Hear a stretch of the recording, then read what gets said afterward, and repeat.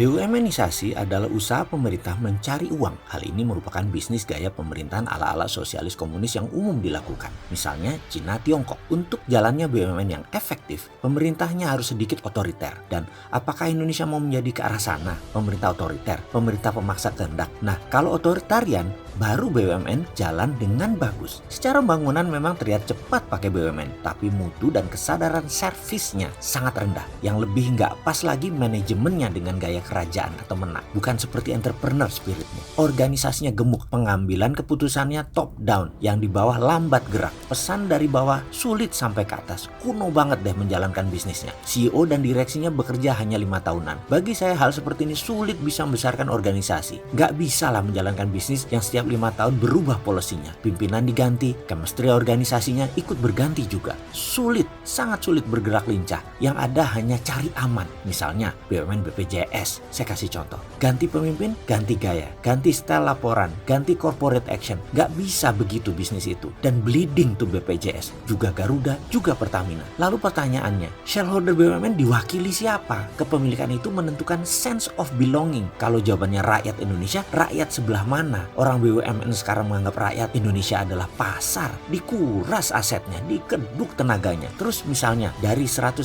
BUMN ditambah dengan anak usahanya semuanya kira-kira ada 800. Itu asetnya hanya 3.500 triliun rupiah. Dan ini senilai US dollar kira-kira 250 billion. Dibandingkan dengan satu perusahaan GE, General Electric, sudah jauh ketinggalan. Aset GE dan market capitalization-nya GE sekitar 500 billion US dollar. Dibandingkan Apple Incorporated mencapai 1000 billion US dollar atau 1 triliun dolar. Dan mereka hanya dipimpin seorang CEO, bukan menteri dengan perangkat departemennya. Bingung saya kalau urusan beginian. BUMN Indonesia dibanding akumulasi jumlah beberapa grup, misalnya Sinarmas Group, Salim Group, Jarum Group, itu hampir sama market cap-nya. Ini sisi lokal loh, bukan sisi swasta negara lain. Jauh. Untuk itu, saya mau kasih solusi. Sebenarnya untuk membesarkan ekonomi sebuah negara itu gampang. Distribusi kekayaan ke swasta. Itu salah satu kuncinya. Saat ini, nasional swasta banyak yang siap untuk dikembangkan. Beri kami kekuatan dukungan regulasi saja. Kami tidak mau manja seperti pebisnis kaum tua-tua konglomerat yang kaya